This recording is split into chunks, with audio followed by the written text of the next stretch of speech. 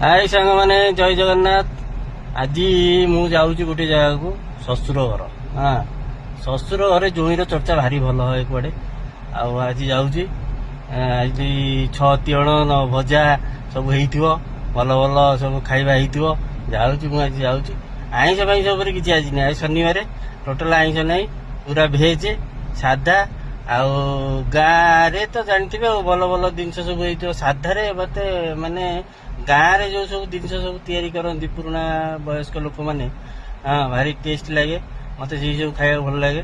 ଆଜି ଯାଉଛି ଶ୍ୱଶୁର ଘର ଜୋଇଁ ଚର୍ଚ୍ଚାରେ। ହଁ ରହୁଛି, ଆପଣ ଦେଖା ହବ ତାଙ୍କ ଘରେ ପହଞ୍ଚିଲେ ମୁଁ ଆପଣଙ୍କୁ ଭିଡିଓ କରିକି ଦେଖେଇବି କଣ କଣ ସବୁ ଖାଇବା ହେଇଛି। ଠିକ ଅଛି ମାନେ ଏବେ ପହଞ୍ଚିଗଲୁ ଆମର ଶ୍ୱଶୁର ଘରେ। ଏବେ ଯିବା ଘର ଭିତରକୁ। ଆସ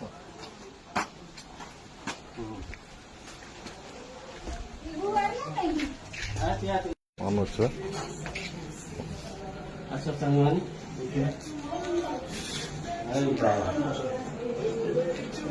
କଣ କରୁଛି କି?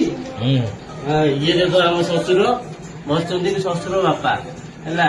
କଣ ମୋ ପାଇଁ ଆଜି କରିଛ ଖାଇବାକୁ? କଣ କରୁଛ? ବୋଉ ଯାହା କରିଥିବେ ହେଲା କି, ଆମେ ତାଙ୍କ ପାଖକୁ ଯିବା ପଚାରିବା। ବୋଉ ଆମ ଶାଶୁ ମା ହେଲା କି, ଇଏ ହଉଛନ୍ତି ମୋ ମା ହେଲା। ଇଏ ଅଛି ଆଜି 15 ଦିନ ହେଲା, ଛାଡି ଦେଇଛି ଘର ଘର ଛାଡି ଦେଇକି ଯାଇଛି। ଖାଇବାକୁ ପୁରା ରେଡି କରି ରଖିଛନ୍ତି, କଣ କଣ ଖାଇବା ଖାଇବା ହେଲା। ହଉ ଠିକ ଅଛି ସାଙ୍ଗମାନେ, ଆମେ ଏଥିରେ ପହଞ୍ଚି ଯାଇଛୁ ଶ୍ୱଶୁର ଘରେ। ଦେଖ 6 ତିଅଣ 9 ଭଜା କହିଥିଲି। ଯାହା ହଉ କିଛି 6 ହଉ 9 ହଉ ଯାହା ବି ହଉ ସେ 10 ଭିତରେ ଅଛି। ଆଇଟମ ସବୁ ଦେଖ କେମିତି କଣ ହେଇଛି। ଭାତ ହେଇଛି, ତାପରେ ହେଇଛି ଏଇଟା କଣ ଆମର, ଏଇଟା ହଉଛି କଖାରୁ ଫୁଲ ପିଠା ମୋର ଭାରି ପ୍ରିୟ।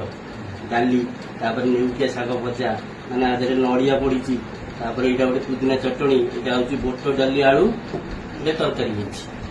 ଆଉ ଆଇଟମ ହେଇଛି। ଆମେ ଖାଇକି ଦେଖୁଛୁ କେମିତି କଣ ଲାଗୁଛି, କହିବୁ ଆପଣଙ୍କୁ। ଭଲ ହେଇଥିବ ନିଶ୍ଚିନ୍ତ। ହଉ ଖାଇବା ଷ୍ଟାର୍ଟ ହେଲା। ଆମେ ଖାଉଛୁ, ଆପଣମାନେ ଦେଖିଲେ ଶ୍ୱଶୁରରେ ଆସିଲେ କେତେ ମର୍ଯ୍ୟାଦା ମିଳୁଛି। ଖାଇବା ପିଇବାର ସବୁ ସୁବିଧା ହେଇଯାଇଛି। ଆମେ ଖାଇଲୁ। ଭାଇ ସାଙ୍ଗମାନେ ଜୟ ଜଗନ୍ନାଥ।